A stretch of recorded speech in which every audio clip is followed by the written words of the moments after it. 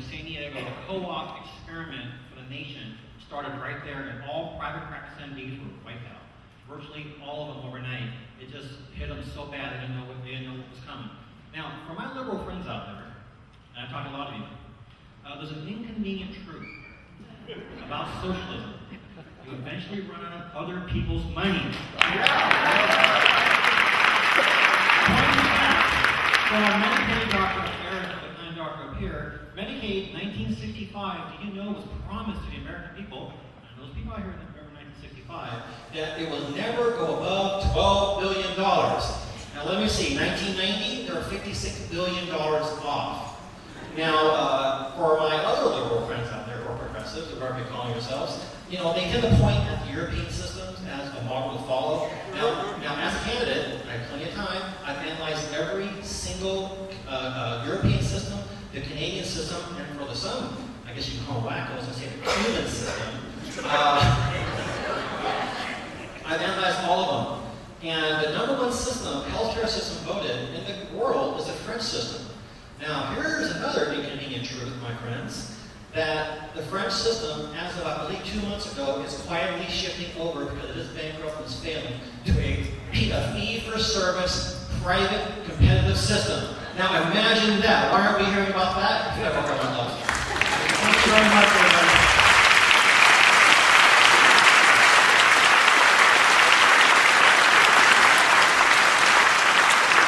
Are you wearing tennis shoes? That's my question. Are we over here now? Okay, great, thanks. I have a question to ask. You've heard from some 3 different categories of physicians here. There's one dentist in here. A DDS, care about specialty, just DDS. Fantastic. I had 2 appointments last week scheduled for some dental work. All it is a crown buildup. The very last day I went in, they told me, since I'm unfortunately on Medicare, I have to pay $250. He says $250 up front. I said, what? $250 or $2.50? He goes, okay. This is at the University of Washington Dental Clinic. They have residents who are getting their residency and then moving on. I didn't have $250. I said, by right, I deserve medical care. I'm disabled. I'm not happy about that. This is something I'm embarrassed to admit. But on the other hand, they said, finally after trying to reason with the young secretary who handles their bookkeeping, she says, my hands are tied. I said, your hands are not tied. I said, I want you to tell me what I'm supposed to do now. I'm not in any physical pain. But I want to make sure it doesn't get to that level. I've been there. I don't like it. It sucks. So what happens, I had to leave that day with no medical care and with a surprise. You see, the thing is, I was for a while on Medicaid. They shifted me to Medicare without my agreement, without me accepting that. And you tell me what gives them the right to do that. That's a great lawful language with this that most people want to hear. I don't know why.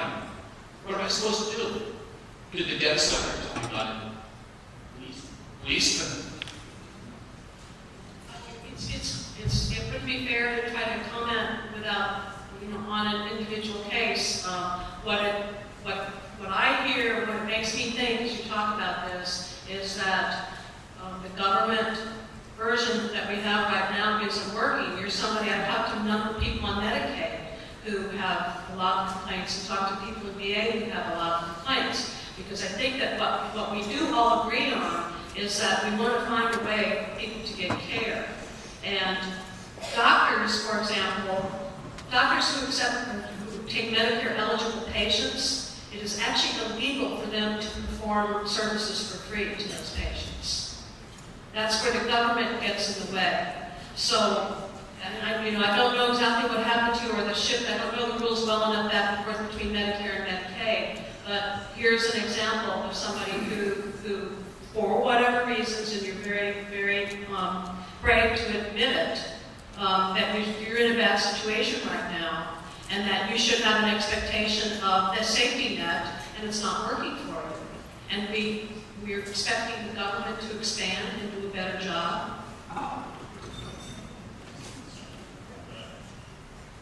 Okay, next question would be this section, I believe. Someone here would like to come down.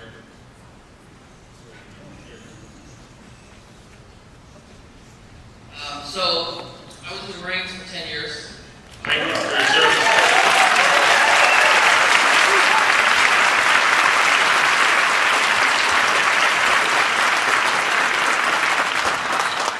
My parents, or my grandparents, immigrated to this country from Cuba the right way.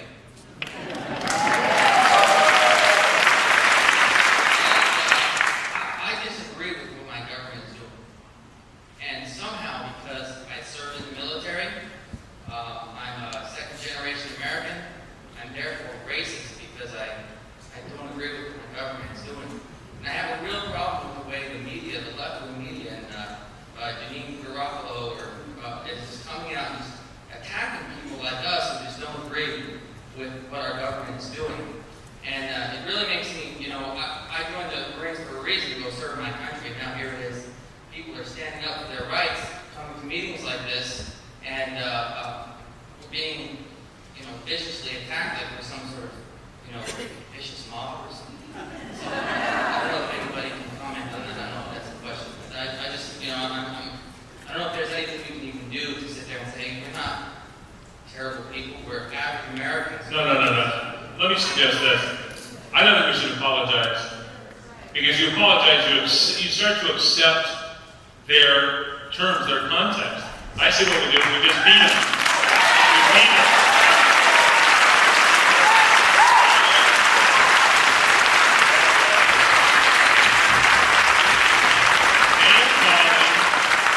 Name calling is the tool of those who have nothing left to fight with because they have no substance and no ideas. When they're calling us names, they're losing because they're trying to change the image of you and me and the rest of this room with the general public. That's the intent of calling us names. It's a Sullivan's tactic. They're trying to convince the people who aren't here tonight, who watch TV or read the newspaper, that we're evil people. Because they can't debate us on the merit of the ideas, because their ideas are meritless. So we defeat them. Somebody stood up here, if you have a neighbor or a friend who needed medical care, would you help them? Yes.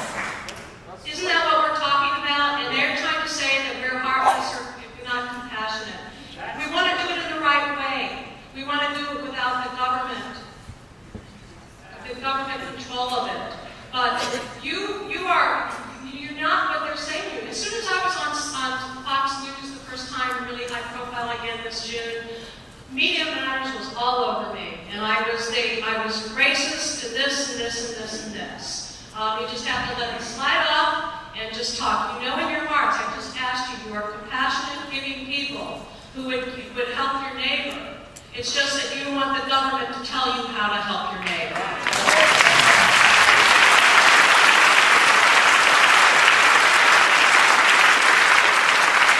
I will compare the 1040 of anyone in this room and my own 1040 with the 1040 of Joe Biden and Barack Obama. Let's see who's really compassionate. We'll watch